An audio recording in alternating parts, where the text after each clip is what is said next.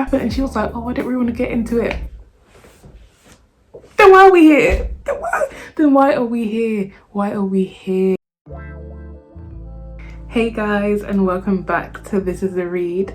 Today we are reviewing the book Love Is A Revolution by Renée Watson. Love Is A Revolution is about 17-year-old Nala who has this cousin who's involved with like youth activism, and the cousin's like, oh my gosh, yeah, like come to my activism showcase, and she's like, okay. She's not really into it, but her cousin's kind of like her sister because she lives with her cousin and her aunt and uncle and all that. She doesn't live with her parent or mum or anything. So she finally agrees to go to the youth activism showcase called, I think, Inspire Harlem. And while she's at the activism showcase, she sees this guy called Ty, and she's like, oh, he's something to look at, you know? And she's like, okay, I'm gonna talk to him. She's braver than I am because if I have a crush on someone, I pretend I don't exist. I avoid them. But she goes up to him, introduces herself. But the issue is she keeps on lying about her life. She pretends that she is an activist like her cousin. She pretends that she's a vegetarian at one point. She's lying. She just keeps lying, and she doesn't need to. No one asks her to lie. The whole goal on Nala's journey in the book is basically to find herself within all these lies. She has to start living her life for herself and not to please others like please her cousin, because there's a bit of a rift between her and her cousin now because her cousin shares her life with Nala and she wants her own life, which is understandable. Lives are so intertwined, like they share the same best friend. One of the things she has to realize throughout the book is that we're gonna have our different lives, like they have different interests. The cousin, I think she knows what she wants to do after high school. She knows she wants to go to uni.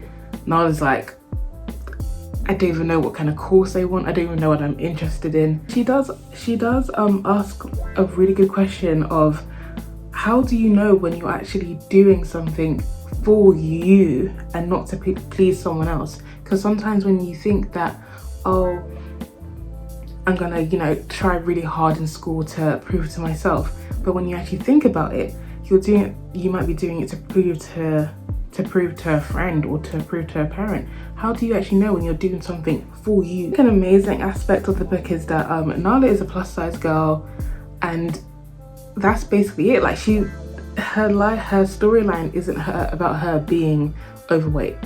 It's literally, she's just a regular teenage girl who happens to be plus size. Like, it's never really the butt of a joke.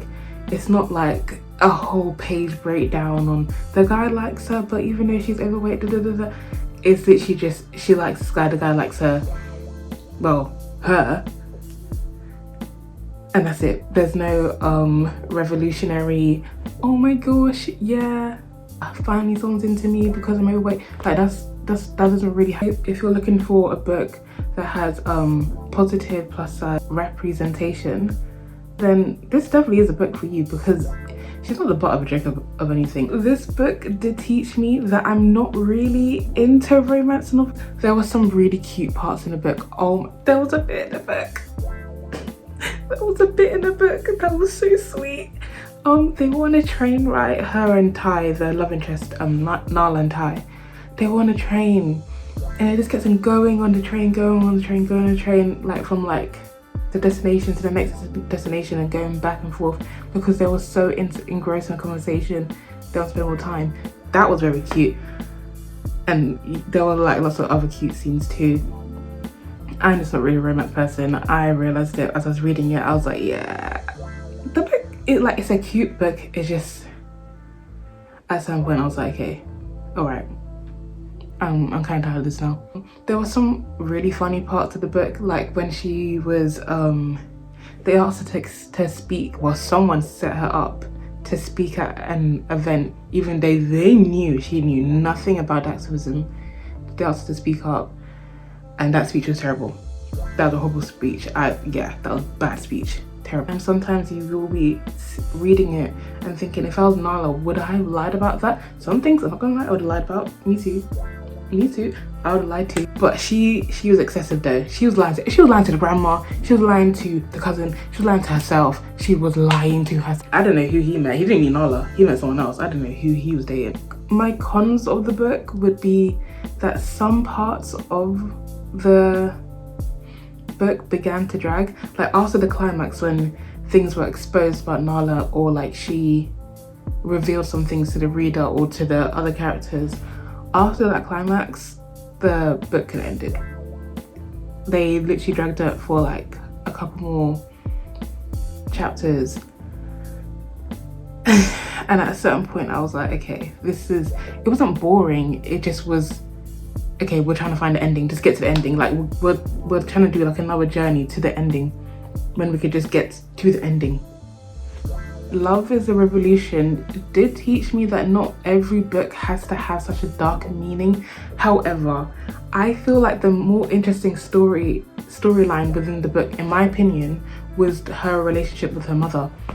What was going on? Like, because she was saying how, oh yeah, this might be a bit of a spoiler by the way, because she was saying how she has to turn up to her cousin's house in the rain, in the dark, at night.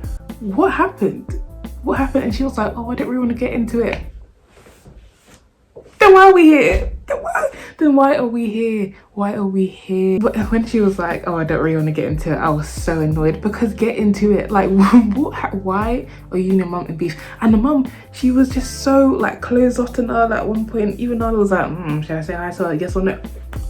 What's the beef? Like, what happened? I don't know if I missed that bit inside the book, but they never explained. If they looked more into the storyline with her and her mother and the whole like issue with that, for me personally, that would have been more interesting than the romance. So all in all, I did really enjoy this book. I would recommend it to people who want just something light to read, something light, a little bit funny, and somewhat informative, but mostly reflective. I say it's mostly reflective because you do look on aspects of you. Have you ever tried to take a persona of someone who you think that person might like to be in a relationship with or like friends with, and then now that you're friends with them, or now that you're that person's girlfriend or boyfriend or whatever, now you realize that you two aren't compatible, that they don't know who you are, and you don't really like them now because you've kind of moved from that phase. Once she starts changing her hair and start wearing like hair ups and all that, it's not her. Like, this is not what she likes. And obviously they're very political with the activism group. She might not agree, she might not agree with some things in there which might be like the fundamentals of how he views life. And now you're stuck in a relationship with someone who you don't know really, and they definitely don't know who you are.